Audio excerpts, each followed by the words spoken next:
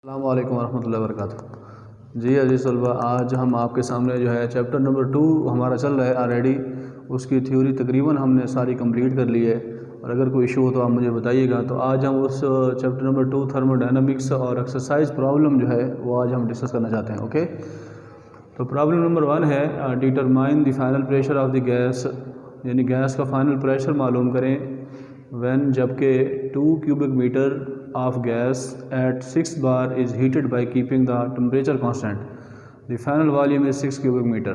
Okay, तो students ये हमारे पास क्वेश्चन है। सबसे पहला काम हमारा ये है कि हम इसमें वो कहना ये चाहता है कि फाइनल प्रेशर मालूम करें गैस का, जबकि उसका जो वॉल्यूम है यानी 2 क्यूबिक मीटर, क्यूबिक मीटर जो है यूनिट है वॉल्यूम का, कि उसका जो वॉल्यूम है वो 2 क्यूबिक मीटर है एट 6 बार, जबकि उसका प्रेशर जो है वो 6 बार है। चूँकि बार यूनिट है प्रेशर का, इसलिए ये प्रेशर है 6 बार। इज़ हीटेड, उसको हीट किया जा रहा है, उसको गर्म किया जा रहा है by keeping the temperature constant, temperature को मुस्तकिल रखते हुए हम उसको गर्म कर रहे हैं। द फाइनल वॉल्यूम, जो उसका आखिरी वॉल्यूम है वो हमारे पास 6 क्यूबिक मीटर है। तो हमने क्या डिटरमाइन करना है, फाइनल प्रेशर मालूम करना है। तो सबसे पहला काम स्टूडेंट्स ये होगा हमारा कि हम इसका गिवन डाटा लिखेंगे, यानी गिवन डाटा, जो चीज़ हमें इस क्वेश्चन में इस प्रॉब्लम में जो गिवन है सबसे पहले हम वो लिखेंगे। तो आप देखें इसमें क्या गिवन है। तो सबसे पहले हमें ये 2 क्यूबिक मीटर गिवन है, यानी ये वॉल्यूम गिवन है। तो इसको हम लिखेंगे वॉल्यूम को वॉल्यूम V, और इसको 1 लिखेंगे क्योंकि ये पहला वॉल्यूम है, यानी गैस का जो वॉल्यूम है 2 क्यूबिक मीटर, ये फर्स्ट वॉल्यूम है, इसलिए इसको हम लिखेंगे V1। So V1 is equal to 2 cubic metre. ये हमारे पास वॉल्यूम दिया जा रहा है। हमें कैसे पता चला ये वॉल्यूम है, क्योंकि लिखा हुआ तो कहीं नहीं है। क्यूबिक मीटर, यानी क्यूबिक मीटर का मतलब ये वॉल्यूम का यूनिट है। सो हम इसको वॉल्यूम लिख रहे हैं V1 is equal to 2 cubic metre. तो आगे चलें, एट 6 बार। अब 6 बार जो है इसमें आप देख रहे हैं, तो ये बार जो है वो यूनिट है यानी प्रेशर का। तो सो ये हमारा यानी फर्स्ट प्रेशर है, यानी इसको हम P1 लिख लेंगे। P1 इज़ इक्वल टू 6 बार। ओके स्टूडेंट्स, एक बात याद रखें, जब भी प्रेशर दिया जाएगा आपको किसी भी यूनिट में हो, तो आपने इसको फ़ौरन कन्वर्ट करना है न्यूटन पर स्क्वायर मीटर में, क्योंकि हम जितनी भी कैलकुलेशन है वो हम ऐसे सिस्टम में करते हैं।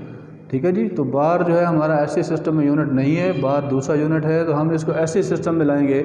याद रखें, बार को न्यूटन पर स्क्वायर मीटर में करने के लिए हम क्या करते हैं, 6 multiply 10 to raise power 5, 10 to raise power 5 से हम मल्टीप्लाई करते हैं तो यूनिट कन्वर्ट हो जाता है न्यूटन पर स्क्वायर मीटर में। जी स्टूडेंट्स, यानी मैंने आपको यहाँ ये बताया है कि प्रेशर हमें दिया हुआ है 6 बार, यहाँ ये गिवन है प्रेशर 6 बार, वो मैंने उसको लिखा P1। P1 क्यों लिखा, P2 क्यों नहीं लिखा? इसलिए कि उसने कहा है determine the final pressure. Final pressure आपने निकालना है, इसका मतलब ये P2 है और ये जो है ये P1 है, फर्स्ट प्रेशर है 6 बार। तो so P1 is equal to 6 बार, बार को फ़ौरन कन्वर्ट कर दिया, 6 multiply by 10 to raise power 5, यानी 1/10⁵ न्यूटन पर स्क्वायर मीटर के बराबर होता है 1 बार। प्रेशर के यूनिट में मैं आपको इन डिटेल समझा चुका हूँ। आगे वो कहता है keeping the temperature constant, temperature constant है। The final volume is 6 cubic metre. अब यहाँ फिर वॉल्यूम दिया हुआ है, इसका मतलब V2 is equal to 6 cubic metre. ये हमें दूसरा वॉल्यूम दिया हुआ है। ओके, तो ये हमारे पास गिवन है। तो इसके बाद आप लिखेंगे टू डिटरमाइन,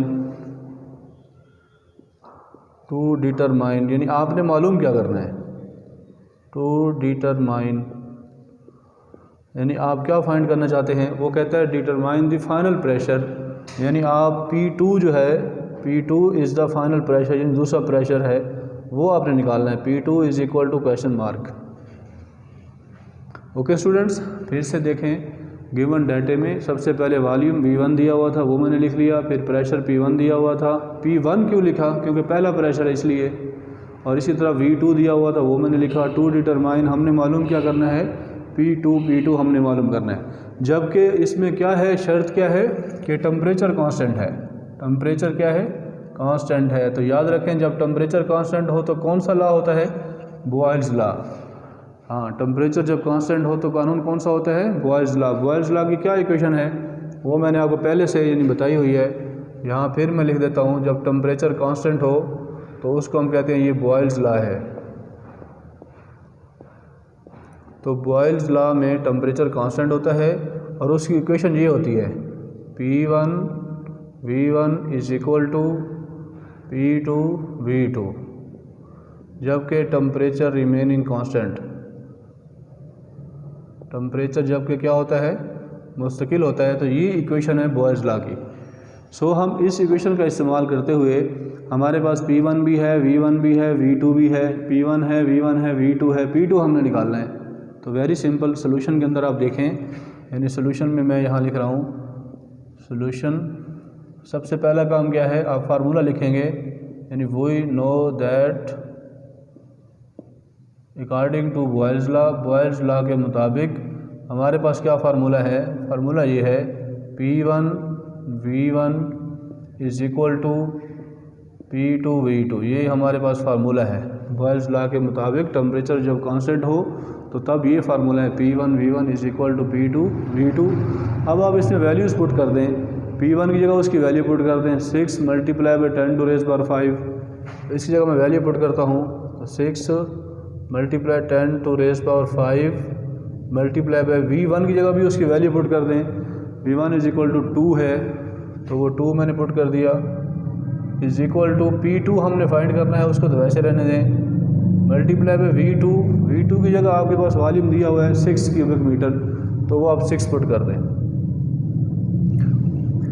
ओके स्टूडेंट्स, यानी इस स्टेप पर मैंने क्या किया, कोई लंबा चौड़ा काम नहीं किया। जहाँ P1 था उसकी जगह उसकी वैल्यू पुट की, V1 की जगह उसकी वैल्यू पुट की, P2 को वैसे रहने दिया क्योंकि हमने उसको फाइंड करना है, और V2 की जगह उसकी वैल्यू 6 पुट कर दी। ओके, हमें क्या चाहिए, P2 चाहिए, तो P2 को आप इस तरफ रहने दें। तो P2 इज इक्वल टू जी 6 multiply by 10 to raise power 5 multiply by 2 dividing by 6। अब ये जो 6 है इधर जाकर डिवाइड हो जाएगा, तो 6 से 6 कैंसिल हो जाएगा, तो यहाँ क्या बचेगा 2 multiply by 10 to raise power 5 is equal to P2। Okay students, यानी 6 से 6 कैंसिल, 2 बच गया, 10 से 5 बच गया, तो इसको लिख दिया मैंने 2 multiply by 10 to raise power 5 P2 आ गया। याद रखें, अब चूँकि प्रेशर का यूनिट न्यूटन पर स्क्वायर मीटर था, अब ये वाला जो प्रेशर है ये हमारे पास, यानी इसको मैं मज़ीद यानी कि लिखता हूँ, यहाँ देखें, यानी हमारे पास अब जो P2 आ चुका है वो कितना है, P2 is equal to 2 multiply 10 to raise power 5, और यूनिट क्या होगा, न्यूटन पर स्क्वायर मीटर, क्योंकि हम प्रेशर को न्यूटन पर स्क्वायर मीटर में ही लेकर आ रहे हैं। ओके, अगर आप चाहते हैं कि हम यूनिट यहाँ से खुद से ड्राइव कर लें तो आप वो भी आप ड्राइव कर सकते हैं यहाँ से, क्योंकि इसका यूनिट न्यूटन पर स्क्वायर मीटर है, यहाँ क्यूबिक मीटर है, नीचे क्यूबिक मीटर कट जाएगा तो न्यूटन पर स्क्वायर मीटर बच जाएगा। लेकिन याद रखें, जैसे उसने हमें दिया है बार में, हमने उसको आंसर भी बार में देना है। ओके, तो बार में आंसर देने के लिए जैसे वहाँ हमने मल्टीप्लाई किया था, तो यहाँ हम मल्टीप्लाई और डिवाइड कर देंगे 2 मल्टीप्लाई 10 टू रेज़ पावर 5 और डिवाइडिंग बाई कर देंगे 10 टू रेज़ पावर 5। अब ये यूनिट जो है बार में कन्वर्ट हो जाएगा। ओके, अगर कुछ स्टूडेंट्स को यहाँ से समझ नहीं आ रही तो मैं ज़रा इसको थोड़ा डिटेल से कर देता हूँ कि ये डिवाइड कैसे किया। हम जानते हैं कि 1 बार के अंदर 1 bar is equal to 10 to raise power 5 newton पर स्क्वायर मीटर। तो न्यूटन पर स्क्वायर मीटर को अगर मैं यहाँ रखूँ, न्यूटन पर square metre is equal to, तो 10 टू रेज़ पावर 5 इधर आके डिवाइड हो जाएगा, 1/10 टू रेज़ पावर 5 बार। इसका मतलब ये है कि जहाँ जहाँ न्यूटन पर स्क्वायर मीटर है उसकी जगह हम क्या लिख सकते हैं, यानी P2 is equal to 2 multiply by 10 to raise power 5 newton पर स्क्वायर मीटर की जगह आप क्या लिख सकते हो, 1/10⁵ बार। ओके, ज़रब कर दें यहाँ 1/10 टू रेज़ पावर 5 बार। अब ये मैंने कहाँ किसकी जगह लिखा है, न्यूटन पर स्क्वायर मीटर की जगह मैं ये लिख सकता हूँ। ओके, तो 10 की ताकत 5, ये 10 की ताकत 5, 10 की ताकत 5 से कैंसिल हो जाएगा। तो यहाँ हमारे पास जो आंसर है P2 इज इक्वल टू वो 2 बार जो है वो हमारे पास आंसर आ जाएगा। तो ये हमारा आंसर है। हमने आंसर उसको बार में इसलिए दिया है क्योंकि उसने हमें क्वेश्चन बार में दिया है, तो जिस चीज़ में क्वेश्चन होगा उसी चीज़ में ही उसको आंसर देना पड़ेगा। ओके, तो यहाँ से फाइनल प्रेशर यानी P2 आ जाएगा 2 बार। हाँ, तो इसको लिख लें प्लीज़, राइट डाउन।